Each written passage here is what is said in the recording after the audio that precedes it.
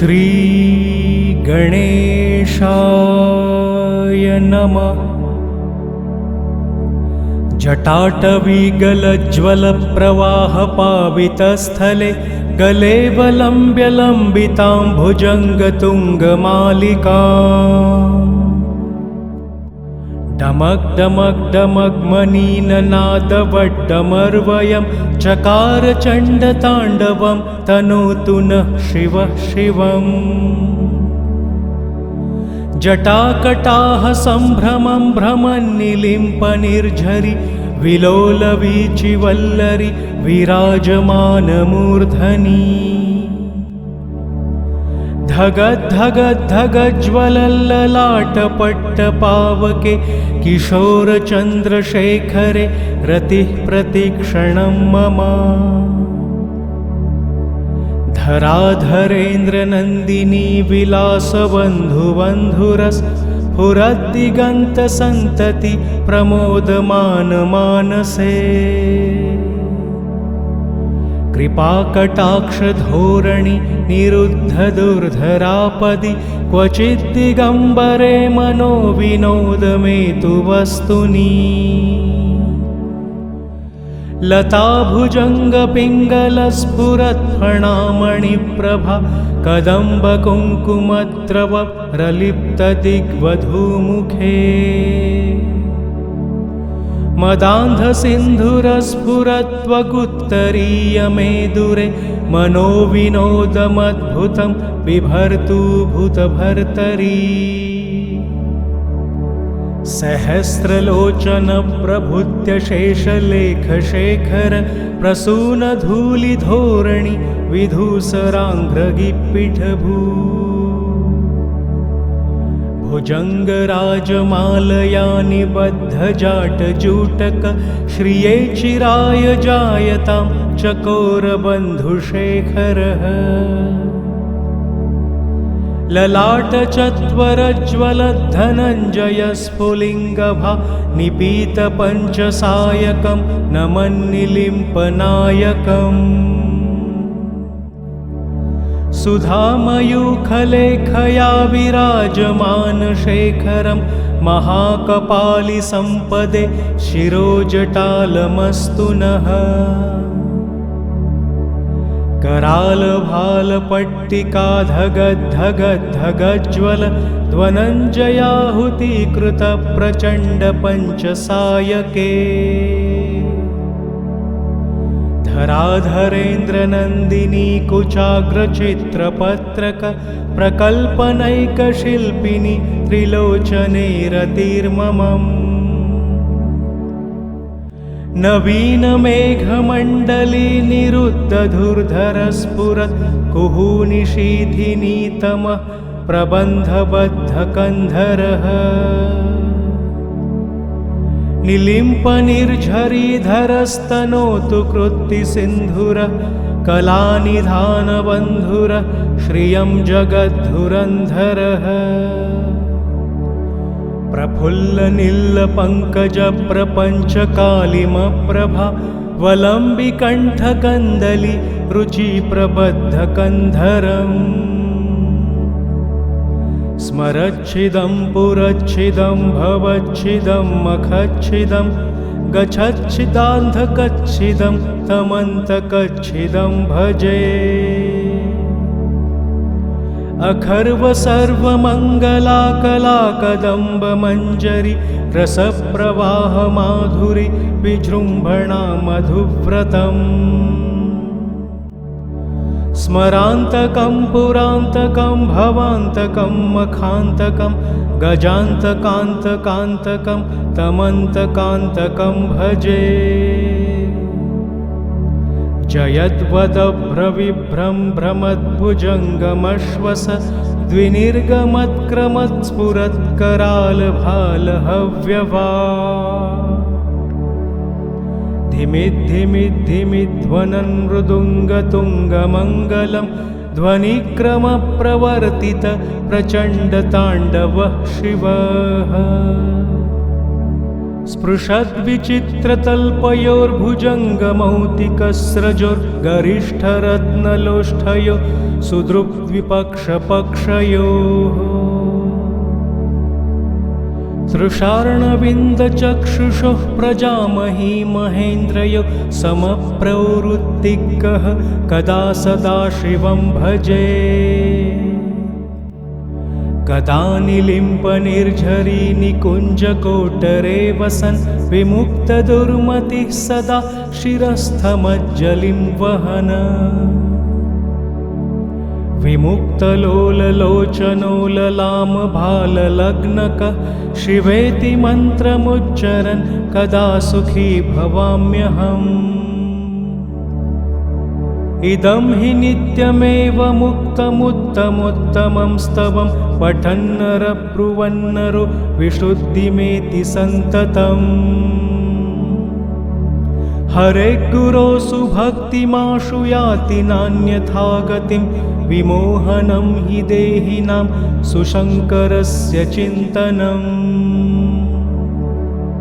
पूजावसानसमये दशवक्त्रगीतं यः शम्भुपूजनः परं पठति प्रदोषे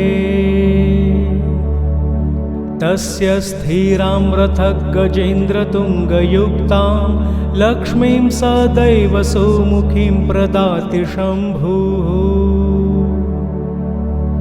इति श्रीरावणकृतं शिवताण्डवस्तोत्रं सम्पूर्णम् श्रीगणेशाय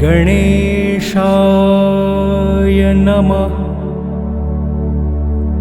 जटाटवीगलज्वलप्रवाहपावितस्थले गले वलम्ब्यलम्बितां भुजङ्गतुङ्गमालिकाम् डमक् डमक् डमक् मनीननादवड्डमर्वयं चकार चण्डताण्डवं तनोतु नः शिवः शिवम् जटाकटाः सम्भ्रमं भ्रमन्निलिम्पनिर्झरि विलोलवीचिवल्लरि विराजमानमूर्धनि धगद्धगद्धगज्ज्वलल्ललाटपट्टपावके किशोरचन्द्रशेखरे रतिः प्रतिक्षणं मम धराधरेन्द्रनन्दिनी विलासबन्धुबन्धुरस्फुरद्दिगन्तसन्तति प्रमोदमानमानसे कृपाकटाक्षधोरणि निरुद्धदुर्धरापदि क्वचिद्दिगम्बरे मनोविनोदमेतु वस्तुनि लताभुजङ्गपिङ्गलस्फुरत्फणामणिप्रभा कदम्बकुङ्कुमद्रव प्रलिप्तदिग्वधूमुखे मदान्धसिन्धुरस्फुरत्वकुत्तरीयमेदुरे मनोविनोदमद्भुतं बिभर्तु भूतभर्तरी सहस्रलोचनप्रभृत्यशेषलेखशेखर प्रसूनधूलिधोरणि विधूसराङ्घ्रगिपिठभू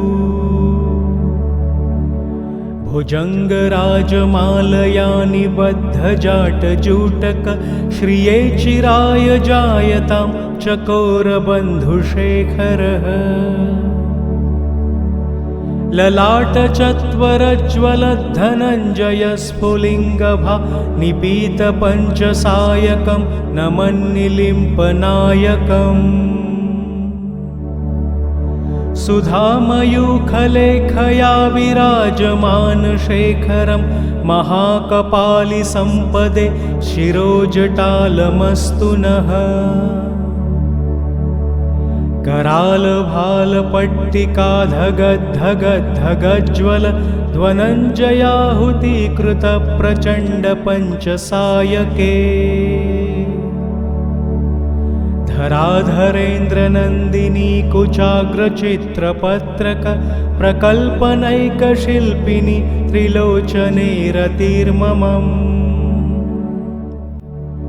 नवीनमेघमण्डली निरुद्धधुर्धरस्फुरत् कुहूनिशीथिनीतमः प्रबन्धबद्धकन्धरः निलिम्पनिर्झरीधरस्तनोतु कृत्तिसिन्धुरः कलानिधानबन्धुरः श्रियं जगद्धुरन्धरः प्रफुल्लनिल्लपङ्कजप्रपञ्चकालिमप्रभा वलम्बिकण्ठकन्दली रुचिप्रबद्धकन्धरम् स्मरच्छिदं पुरच्छिदं भवच्छिदं मखच्छिदं गच्छच्छिदान्धकच्छिदं तमन्तकच्छिदं भजे अखर्व सर्वमङ्गलाकलाकदम्बमञ्जरी रसप्रवाहमाधुरी विजृम्भणा मधुव्रतम् स्मरान्तकं पुरान्तकं भवान्तकं मखान्तकं गजान्तकान्तकान्तकं तमन्तकान्तकं भजे जयद्वदभ्रविभ्रं भ्रमद्भुजङ्गमश्वस द्विनिर्गमत्क्रमत्स्फुरत्करालभालहव्यवा धिमिद्धिमिद्धिमिध्वनन् मृदुङ्गतुङ्गमङ्गलं ध्वनिक्रमप्रवर्तित प्रचण्डताण्डवः शिवः स्पृशद्विचित्रतल्पयोर्भुजङ्गमौतिकस्रजोर्गरिष्ठरत्नलोष्ठयो सुदृग्द्विपक्षपक्षयोः तृषार्णविन्दचक्षुषोः प्रजामही महेन्द्रयो समप्रवृत्तिकः कदा सदा शिवं भजे कदा निलिम्पनिर्झरी निकुञ्जकोटरे वसन् विमुक्तदुर्मतिः सदा शिरस्थमज्जलिं वहन् विमुक्तलोललोचनोललामभाललग्नकः शिवेति मन्त्रमुच्चरन् कदा सुखी भवाम्यहम् इदं हि नित्यमेव मुक्तमुत्तमोत्तमं स्तवं पठन्नरब्रुवन्नरो विशुद्धिमेति सन्ततम् हरे गुरो सुभक्तिमाशु याति नान्यथा गतिं विमोहनं हि देहिनां सुशङ्करस्य चिन्तनम् पूजावसानसमये दशवक्त्रगीतं यः शम्भुपूजनपरं पठति प्रदोषे तस्य स्थिरां रथगजेन्द्रतुङ्गयुक्तां लक्ष्मीं सदैव सुमुखीं प्रदाति शम्भुः इति श्रीरावणकृतं शिवताण्डवस्तोत्रं सम्पूर्णम् श्रीगणेशाय नमः। जटाटवीगलज्ज्वलप्रवाहपावितस्थले गले वलम्ब्यलम्बितां भुजङ्गतुङ्गमालिका डमक् डमक् डमक् मनीननादवड्डमर्वयं चकार चण्डताण्डवं तनोतु नः शिवः शिवम् जटाकटाः सम्भ्रमं भ्रमन्निलिम्पनिर्झरि विलोलवीचिवल्लरि विराजमानमूर्धनि धगद्धगद्धगज्ज्वलल्ललाटपट्टपावके किशोरचन्द्रशेखरे रतिः प्रतिक्षणं मम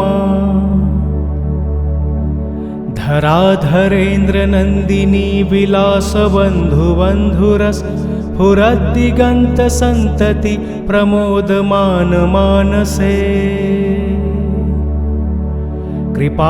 कृपाकटाक्षधोरणि निरुद्धदुर्धरापदि क्वचिद्दिगम्बरे मनो विनोदमेतु वस्तुनि लताभुजङ्गपिङ्गलस्फुरत्फणामणिप्रभा कदम्बकुङ्कुमद्रव प्रलिप्तदिग्वधूमुखे मदान्धसिन्धुरस्फुरत्वकुत्तरीयमेदुरे मनोविनोदमद्भुतं बिभर्तु भूतभर्तरी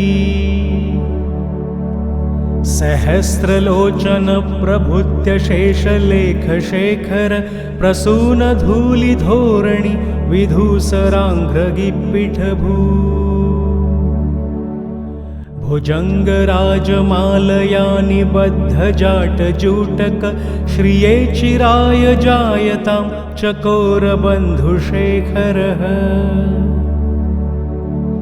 ललाटचत्वरज्वलद्धनञ्जयस्फुलिङ्गभा निपीतपञ्चसायकं नमन्निलिम्पनायकम्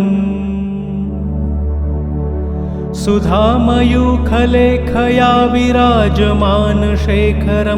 महाकपालिसम्पदे शिरोजटालमस्तु नः करालभालपट्टिकाधगद्धगद्धगज्ज्वल ध्वनञ्जयाहुतीकृतप्रचण्डपञ्चसायके धराधरेन्द्रनन्दिनी कुचाग्रचित्रपत्रक प्रकल्पनैकशिल्पिनी त्रिलोचने रतिर्ममम् नवीनमेघमण्डली निरुद्धधुर्धरस्फुरत् कुहूनिशीथिनीतमः प्रबन्धबद्धकन्धरः निलिम्पनिर्झरीधरस्तनोतु कृत्तिसिन्धुर कलानिधानबन्धुर श्रियं जगद्धुरन्धरः प्रफुल्लनिल्लपङ्कजप्रपञ्चकालिमप्रभा वलम्बिकण्ठकन्दली रुचिप्रबद्धकन्धरम् स्मरच्छिदं पुरच्छिदं भवच्छिदं मखच्छिदं गच्छच्छिदान्धकच्छिदं तमन्तकच्छिदं भजे अखर्वसर्वमङ्गलाकलाकदम्बमञ्जरी रसप्रवाहमाधुरी विजृम्भणा मधुव्रतम् स्मरान्तकं पुरान्तकं भवान्तकं मखान्तकं गजान्तकान्तकान्तकं तमन्तकान्तकं भजे जयद्वदभ्रविभ्रं भ्रमद्भुजङ्गमश्वस द्विनिर्गमत्क्रमत्स्फुरत्करालभालहव्यवा धिमिद्धिमिद्धिमिध्वनन् मृदुङ्गतुङ्गमङ्गलं ध्वनिक्रमप्रवर्तित प्रचण्डताण्डवः शिवः स्पृशद्विचित्रतल्पयोर्भुजङ्गमौक्तिकस्रजोर्गरिष्ठरत्नलोष्ठयो सुदृग्द्विपक्षपक्षयोः तृषार्णविन्दचक्षुषोः प्रजामही महेन्द्रयो समप्रवृत्तिकः कदा सदा शिवं भजे कदा निलिम्पनिर्झरी निकुञ्जकोटरे वसन् विमुक्तदुर्मतिः सदा शिरस्थमज्जलिं वहन् विमुक्तलोललोचनोललामभाललग्नक शिवेति मन्त्रमुच्चरन् कदा सुखी भवाम्यहम् इदं हि नित्यमेव मुक्तमुत्तमं स्तवं पठन्नर ब्रुवन्नरो विशुद्धिमेति सन्ततम् हरे गुरो सुभक्तिमाशु याति नान्यथा गतिं विमोहनं हि देहिनां सुशङ्करस्य चिन्तनम् पूजावसानसमये दशवक्त्रगीतं यः शम्भुपूजनपरं पठति प्रदोषे तस्य स्थिरां रथगजेन्द्रतुङ्गयुक्तां लक्ष्मीं सदैव सुमुखीं प्रदाति शम्भुः। इति श्रीरावणकृतं शिवताण्डवस्तोत्रं सम्पूर्णम्। श्रीगणेशाय नमः। जटाटवीगलज्ज्वलप्रवाहपावितस्थले गले वलम्ब्यलम्बितां भुजङ्गतुङ्गमालिका। डमक् डमक् डमग्मनीननादवड्डमर्वयं चकार चण्डताण्डवं तनोतु नः शिवः शिवम्। जटाकटाः सम्भ्रमं भ्रमन्निलिम्पनिर्झरि विलोलवीचिवल्लरि विराजमानमूर्धनि। धगद्धगद्धगज्ज्वलल्ललाटपट्टपावके किशोरचन्द्रशेखरे रतिः प्रतीक्षणं मम। धराधरेन्द्रनन्दिनी विलासबन्धुबन्धुरस्फुरद्दिगन्तसन्तति प्रमोदमानमानसे। कृपाकटाक्षधोरणि निरुद्धदुर्धरापदि क्वचिद्दिगम्बरे मनोविनोदमेतु वस्तुनि। लताभुजङ्गपिङ्गलस्फुरत्फणामणिप्रभा कदम्बकुङ्कुमत्रव प्रलिप्तदिग्वधूमुखे। मदान्धसिन्धुरस्फुरत्वकुत्तरीयमेदुरे मनोविनोदमद्भुतं बिभर्तु भूतभर्तरी। सहस्रलोचनप्रभृत्य शेषलेखशेखर प्रसूनधूलिधोरणि विधूसराङ्घ्रगिपिठभू। भुजङ्गराजमालया निबद्धजाटजूटक श्रिये चिराय जायतां चकोरबन्धुशेखरः। ललाटचत्वरज्वलद्धनञ्जयस्फुलिङ्गभा निपीतपञ्चसायकं नमन्निलिम्पनायकम्। सुधामयूखलेखया विराजमानशेखरं महाकपालिसम्पदे शिरोजटालमस्तु नः। करालभालपट्टिकाधगद्धगद्धगज्ज्वल ध्वनञ्जयाहुतीकृतप्रचण्डपञ्चसायके। धराधरेन्द्रनन्दिनी कुचाग्रचित्रपत्रक प्रकल्पनैकशिल्पिनि त्रिलोचने रतिर्ममम्। नवीनमेघमण्डली निरुद्धधुर्धरस्फुरत् कुहूनिशीथिनीतमः प्रबन्धबद्धकन्धरः। निलिम्पनिर्झरीधरस्तनोतु कृत्तिसिन्धुरः कलानिधानबन्धुरः श्रियं जगद्धुरन्धरः। प्रफुल्लनीलपङ्कजप्रपञ्चकालिमप्रभा वलम्बिकण्ठकन्दली रुचिप्रबद्धकन्धरम्। स्मरच्छिदं पुरच्छिदं भवच्छिदं मखच्छिदं गच्छच्छिदान्धकच्छिदं तमन्तकच्छिदं भजे।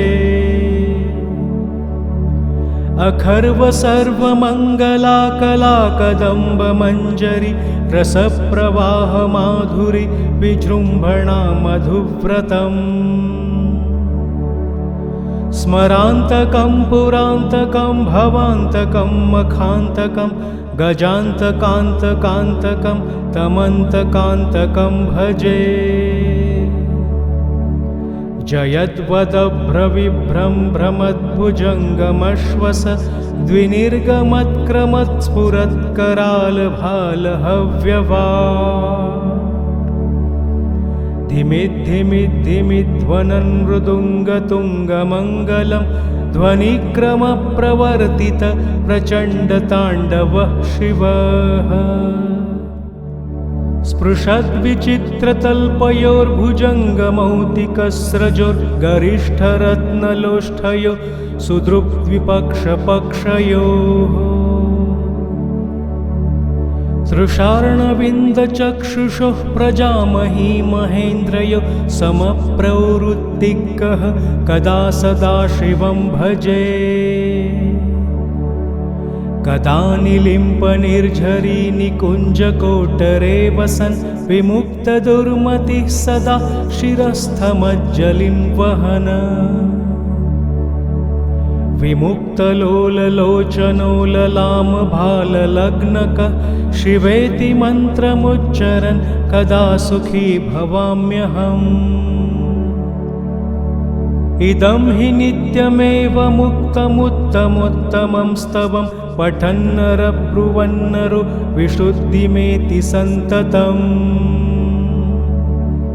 हरे गुरोसु भक्तिमाशु याति नान्यथा गतिं विमोहनं हि देहिनां सुशङ्करस्य चिन्तनम्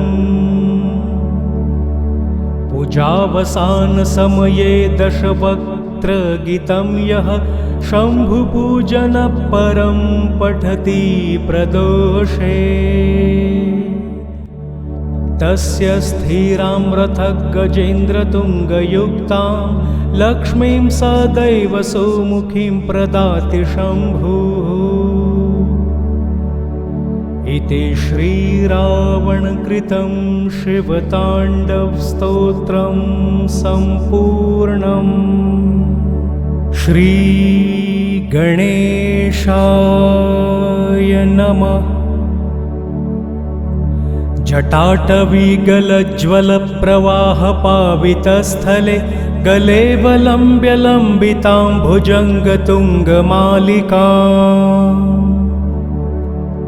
डमक् डमक् डमक् मनीननादवड्डमर्वयं चकार चण्डताण्डवं तनोतु नः शिवः शिवम्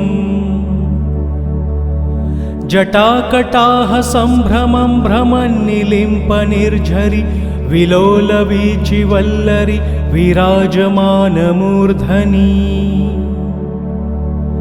धगद्धगद्धगज्ज्वलल्ललाटपट्टपावके किशोरचन्द्रशेखरे रतिः प्रतिक्षणं मम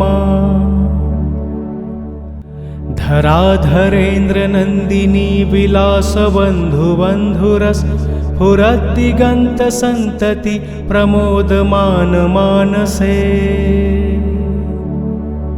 कृपाकटाक्षधोरणि निरुद्धदुर्धरापदि क्वचिद्दिगम्बरे मनो विनोदमेतु वस्तुनि लताभुजङ्गपिङ्गलस्फुरत्फणामणिप्रभा कदम्बकुङ्कुमद्रव प्रलिप्तदिग्वधूमुखे मदान्धसिन्धुरस्फुरत्वगुत्तरीयमेदुरे मनोविनोदमद्भुतं बिभर्तु भूतभर्तरी सहस्रलोचनप्रभृत्यशेषलेखशेखर प्रसूनधूलिधोरणि विधूसराङ्घ्रगिपिठभू भुजङ्गराजमालया निबद्धजाटजूटक श्रिये चिराय जायतां चकोरबन्धुशेखरः ललाटचत्वरज्वलद्धनञ्जयस्फुलिङ्गभा निपीतपञ्चसायकं नमन्निलिम्पनायकम् सुधामयूखलेखया विराजमानशेखरं महाकपालिसम्पदे शिरोजटालमस्तु नः करालभालपट्टिकाधगद्धगद्धगज्ज्वल ध्वनञ्जयाहुतीकृतप्रचण्डपञ्चसायके धराधरेन्द्रनन्दिनी कुचाग्रचित्रपत्रक प्रकल्पनैकशिल्पिनी त्रिलोचने रतिर्ममम् नवीनमेघमण्डली निरुद्धधुर्धरस्फुरत् कुहूनिशीथिनीतमः प्रबन्धबद्धकन्धरः निलिम्पनिर्झरीधरस्तनोतु कृत्तिसिन्धुरः कलानिधानबन्धुरः श्रियं जगद्धुरन्धरः प्रफुल्लनिल्लपङ्कजप्रपञ्चकालिमप्रभा वलम्बिकण्ठकन्दली रुचिप्रबद्धकन्धरम् स्मरच्छिदं पुरच्छिदं भवच्छिदं मखच्छिदं गच्छच्छिदान्धकच्छिदं तमन्तकच्छिदं भजे अखर्व सर्वमङ्गला कलाकदम्बमञ्जरी रसप्रवाहमाधुरी विजृम्भणा मधुव्रतम् स्मरान्तकं पुरान्तकं भवान्तकं मखान्तकं गजान्तकान्तकान्तकं तमन्तकान्तकं भजे जयद्वदभ्रविभ्रं भ्रमद्भुजङ्गमश्वस द्विनिर्गमत्क्रमत्स्फुरत्करालभालहव्यवा धिमिद्धिमिद्धिमिध्वनन् मृदुङ्गतुङ्गमङ्गलं ध्वनिक्रमप्रवर्तित प्रचण्डताण्डवः शिवः स्पृशद्विचित्रतल्पयोर्भुजङ्गमौतिकस्रजोर्गरिष्ठरत्नलोष्ठयो सुदृग्विपक्षपक्षयोः सृशार्णविन्दचक्षुषोः प्रजामही महेन्द्रयो समप्रवृत्तिकः कदा सदा शिवं भजे कदा निलिम्पनिर्झरी निकुञ्जकोटरे वसन् विमुक्तदुर्मतिः सदा शिरस्थमज्जलिं वहन् विमुक्तलोललोचनोललामभाललग्नकः शिवेति मन्त्रमुच्चरन् कदा सुखी भवाम्यहम् इदं हि नित्यमेव मुक्तमुत्तमोत्तमं स्तवं पठन्नरब्रुवन्नरो विशुद्धिमेति सन्ततम् हरे गुरो सुभक्तिमाशु याति नान्यथा गतिं विमोहनं हि देहिनां सुशङ्करस्य चिन्तनम् पूजावसानसमये दशवक्त्रगीतं यः शम्भुपूजनः परं पठति प्रदोषे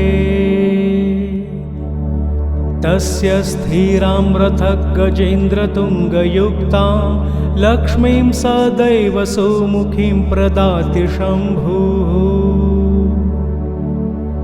इति श्रीरावणकृतं शिवताण्डवस्तोत्रं सम्पूर्णम् श्रीगणेशाय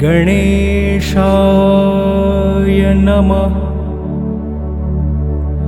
जटाटवीगलज्वलप्रवाहपावितस्थले गले वलम्ब्यलम्बितां भुजङ्गतुङ्गमालिका डमक् डमक् डमक् मनीननादवड्डमर्वयं चकार चण्डताण्डवं तनोतु नः शिवः शिवम्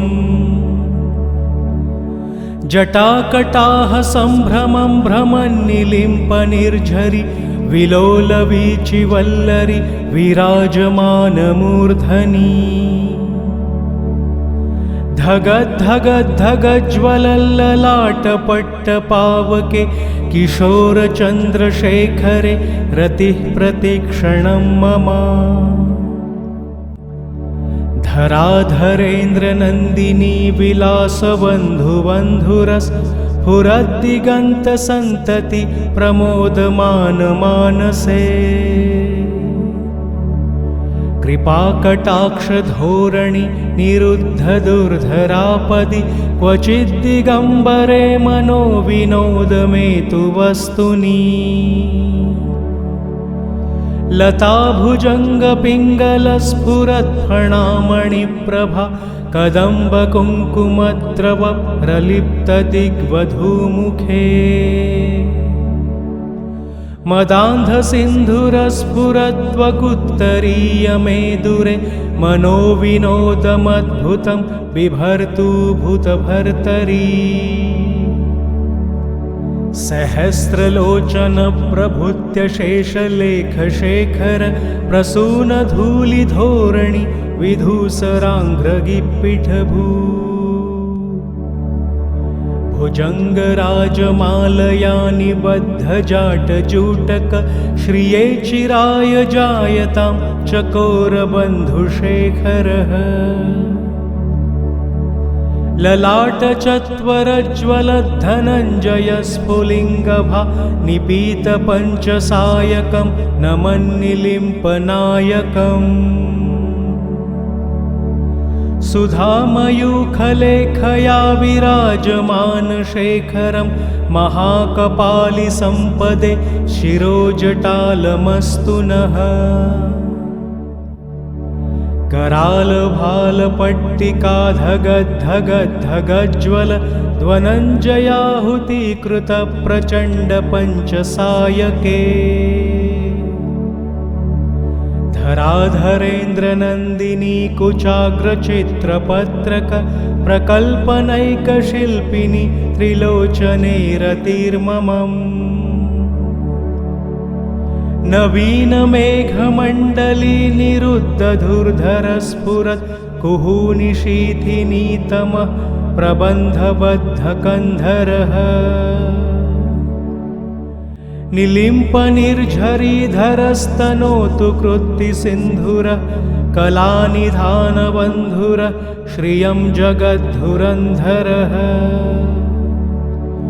प्रफुल्लनिल्लपङ्कजप्रपञ्चकालिमप्रभा वलम्बिकण्ठकन्दली रुचिप्रबद्धकन्धरम् स्मरच्छिदं पुरच्छिदं भवच्छिदं मखच्छिदं गच्छच्छिदान्धकच्छिदं तमन्तकच्छिदं भजे अखर्व सर्वमङ्गलाकलाकदम्बमञ्जरी रसप्रवाहमाधुरि विजृम्भणा मधुव्रतम्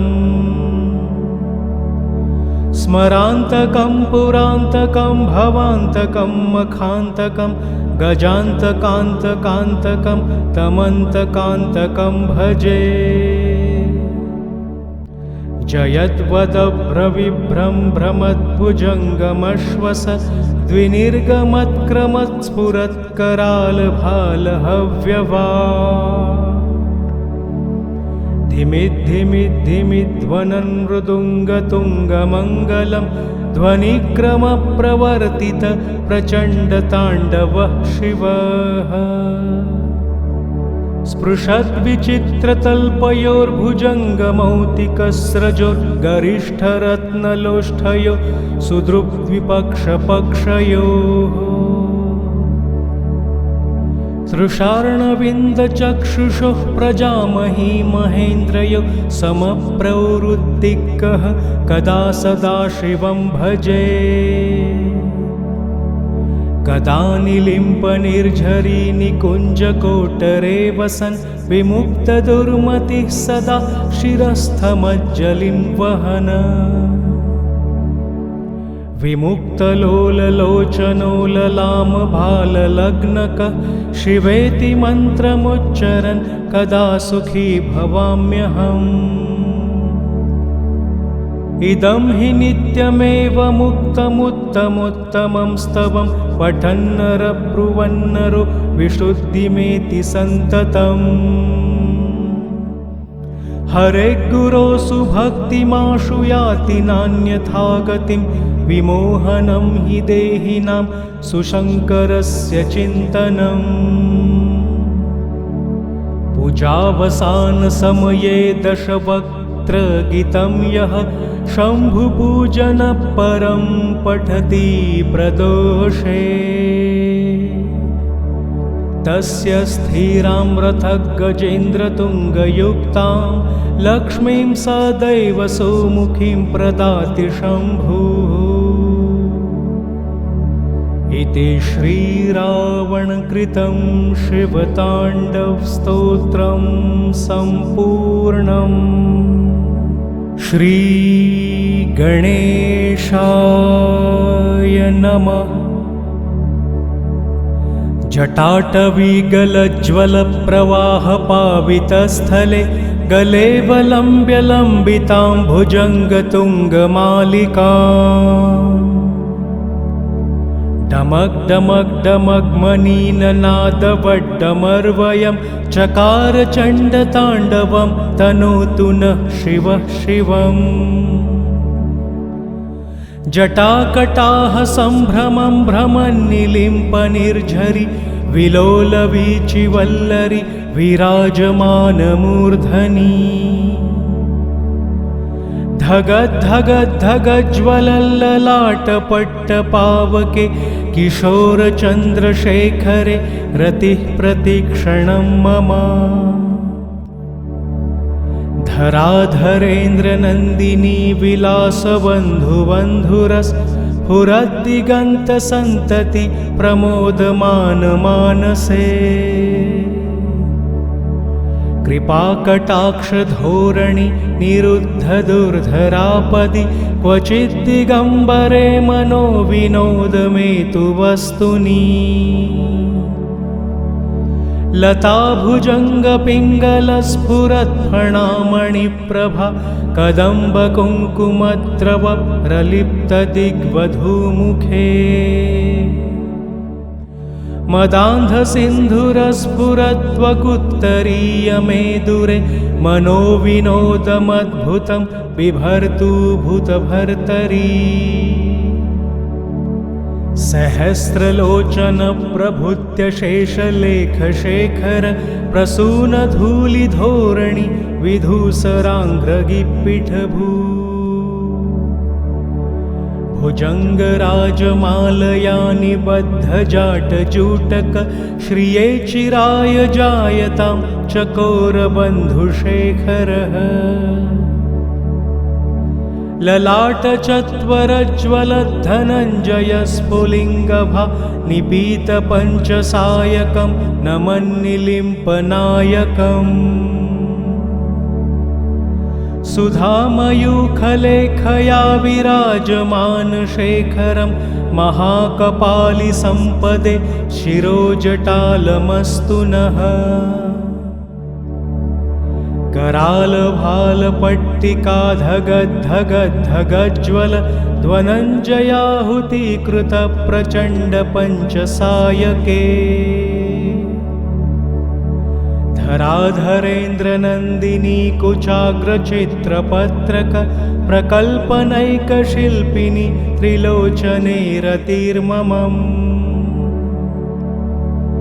नवीनमेघमण्डली निरुद्धधुर्धरस्फुरत् कुहूनिशीथिनीतमः प्रबन्धबद्धकन्धरः। निलिम्पनिर्झरीधरस्तनोतु कृत्तिसिन्धुरः कलानिधानबन्धुरः श्रियं जगद्धुरन्धरः। प्रफुल्लनीलपङ्कजप्रपञ्चकालिमप्रभा वलम्बिकण्ठकन्दली रुचिप्रबद्धकन्धरम्। स्मरच्छिदं पुरच्छिदं भवच्छिदं मखच्छिदं गच्छच्छिदान्धकच्छिदं तमन्तकच्छिदं भजे। अखर्वसर्वमङ्गला कलाकदम्बमञ्जरी रसप्रवाहमाधुरी विजृम्भणा मधुव्रतम्। स्मरान्तकं पुरान्तकं भवान्तकं मखान्तकं गजान्तकान्तकान्तकं तमन्तकान्तकं भजे। जयद्वदभ्रविभ्रमद्भुजङ्गमश्वस द्विनिर्गमत्क्रमत्स्फुरत्करालभालहव्यवा धिमिद्धिमिद्धिमिध्वनन् मृदुङ्गतुङ्गमङ्गलं ध्वनिक्रमप्रवर्तित प्रचण्डताण्डवः शिवः स्पृशद्विचित्रतल्पयोर्भुजङ्गमौतिकस्रजोर्गरिष्ठरत्नलोष्ठयो सुदृग्द्विपक्षपक्षयोः तृषार्णविन्दचक्षुषोः प्रजामही महेन्द्रयो समप्रवृत्तिकः कदा सदा शिवं भजे कदा निलिम्पनिर्झरी निकुञ्जकोटरे वसन् विमुक्तदुर्मतिः सदा शिरस्थमज्जलिं वहन् विमुक्तलोललोचनोललामभाललग्नकः शिवेति मन्त्रमुच्चरन् कदा सुखी भवाम्यहम् इदं हि नित्यमेव मुक्तमुत्तमोत्तमं स्तवं पठन्नरब्रुवन्नरो विशुद्धिमेति सन्ततम् हरे गुरो सुभक्तिमाशु याति नान्यथा गतिं विमोहनं हि देहिनां सुशङ्करस्य चिन्तनम् पूजावसानसमये दशवक्त्रगीतं यः शम्भुपूजनपरं पठति प्रदोषे तस्य स्थिरां रथगजेन्द्रतुङ्गयुक्तां लक्ष्मीं सदैव सौमुखीं प्रदाति शम्भुः इति श्रीरावणकृतं शिवताण्डवस्तोत्रं सम्पूर्णम् श्रीगणेशाय नमः।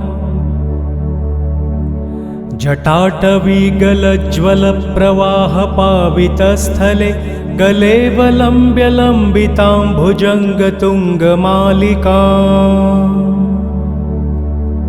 डमक् डमक् डमग्मनीननादवड्डमर्वयं चकार चण्डताण्डवं तनोतु नः शिवः शिवम् जटाकटाः सम्भ्रमं भ्रमन्निलिम्पनिर्झरि विलोलवीचिवल्लरि विराजमानमूर्धनि धगद्धगद्धगज्ज्वलल्ललाटपट्टपावके किशोरचन्द्रशेखरे रतिः प्रतिक्षणं मम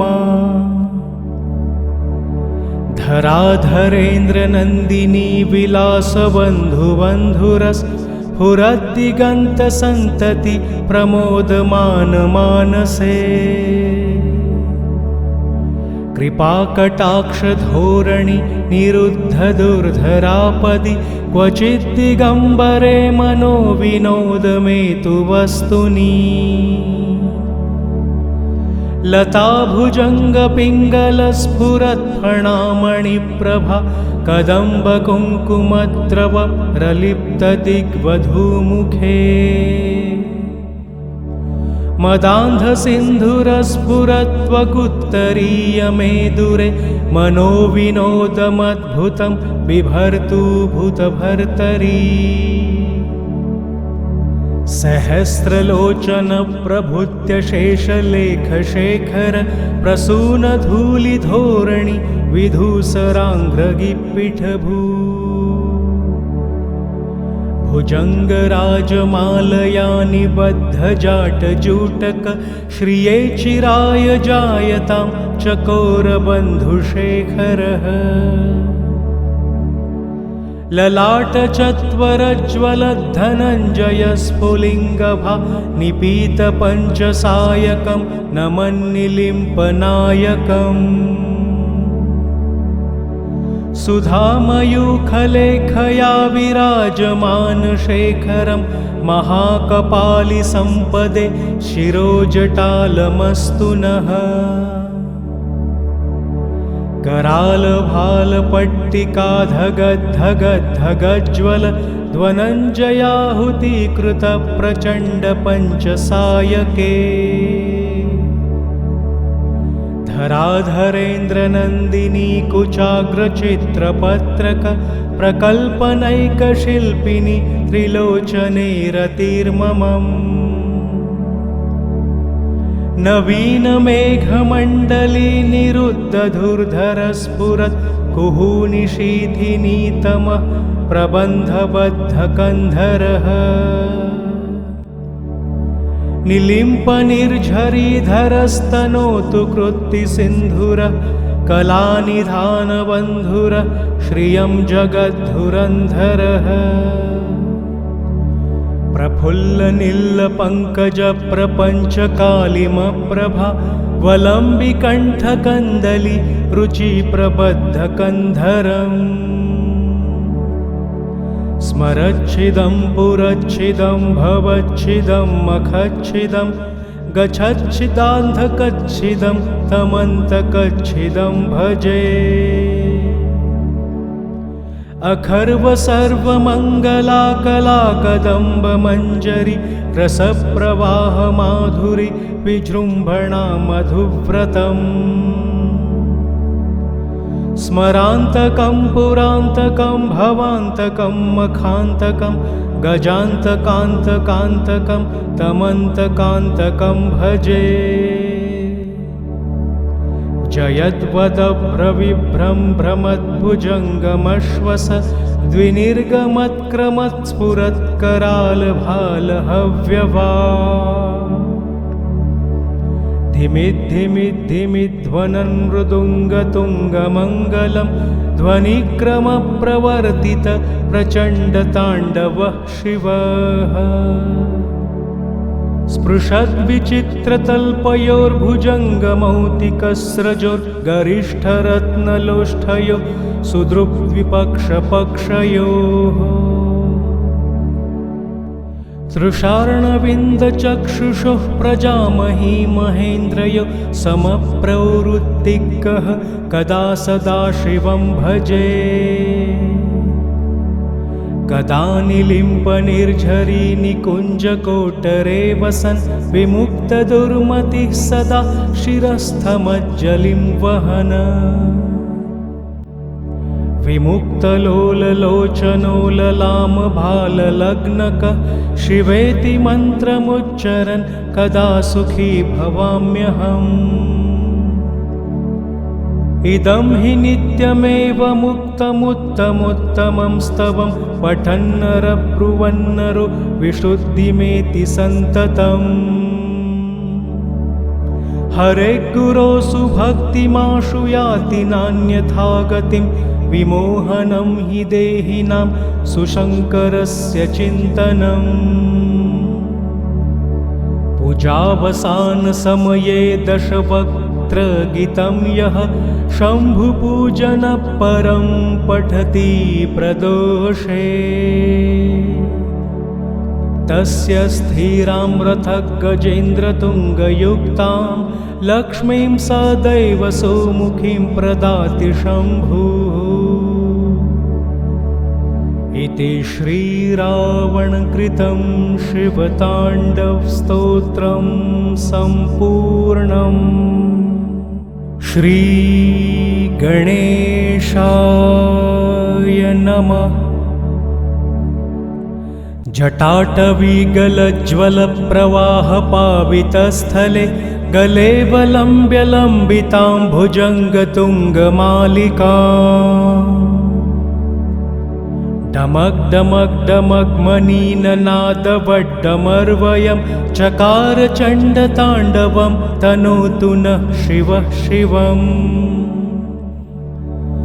जटाकटाः सम्भ्रमं भ्रमन्निलिम्पनिर्झरि विलोलवीचिवल्लरि विराजमानमूर्धनि धगद्धगद्धगज्ज्वलल्ललाटपट्टपावके किशोरचन्द्रशेखरे रतिः प्रतिक्षणं मम धराधरेन्द्रनन्दिनी विलासबन्धुबन्धुरस्फुरद्दिगन्तसन्तति प्रमोदमानमानसे कृपाकटाक्षधोरणि निरुद्धदुर्धरापदि क्वचिद्दिगम्बरे मनोविनोदमेतु वस्तुनि लताभुजङ्गपिङ्गलस्फुरत्फणामणिप्रभा कदम्बकुङ्कुमद्रव प्रलिप्तदिग्वधूमुखे मदान्धसिन्धुरस्फुरत्वकुत्तरीयमेदुरे मनोविनोदमद्भुतं बिभर्तूभूतभर्तरी सहस्रलोचनप्रभृत्यशेषलेखशेखर प्रसूनधूलिधोरणि विधूसराङ्घ्रगिप्पिठभू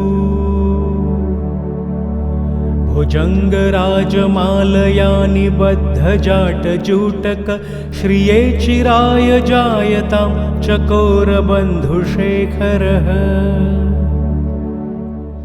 ललाटचत्वरज्वलद्धनञ्जयस्फुलिङ्गभा निपीतपञ्चसायकं नमन्निलिम्पनायकम् सुधामयूखलेखया विराजमानशेखरं महाकपालिसम्पदे शिरोजटालमस्तु नः करालभालपट्टिकाधगद्धगद्धगज्ज्वल ध्वनञ्जयाहुतीकृतप्रचण्डपञ्चसायके धराधरेन्द्रनन्दिनी कुचाग्रचित्रपत्रक प्रकल्पनैकशिल्पिनी त्रिलोचने रतिर्ममम् नवीनमेघमण्डली निरुद्धधुर्धरस्फुरत् कुहूनिशीथिनीतमः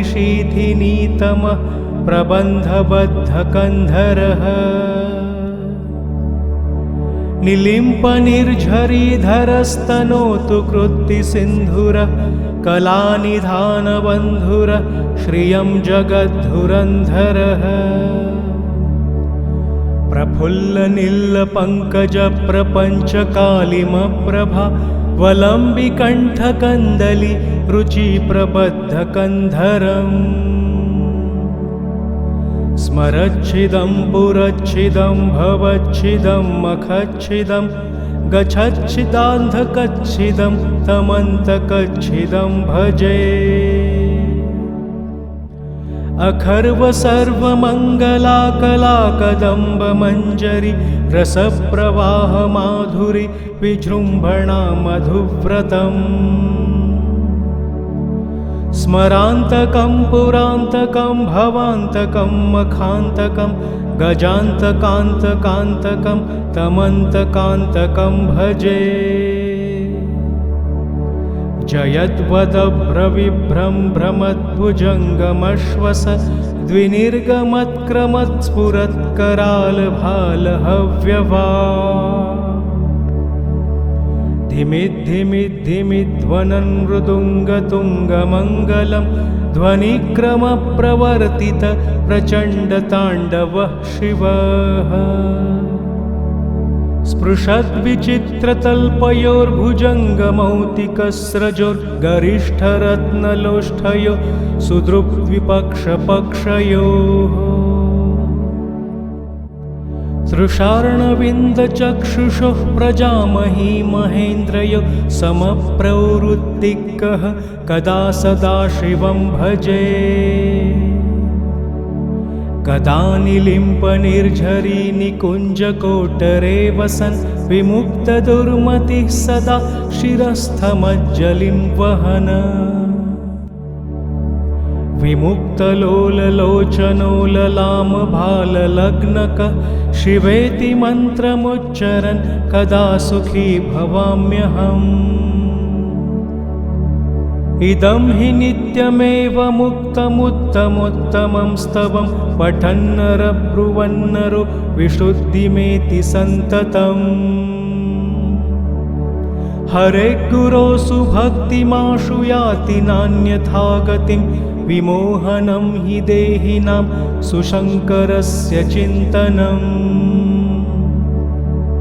पूजावसानसमये दशवक्त्रगीतं यः शम्भुपूजनः परं पठति प्रदोषे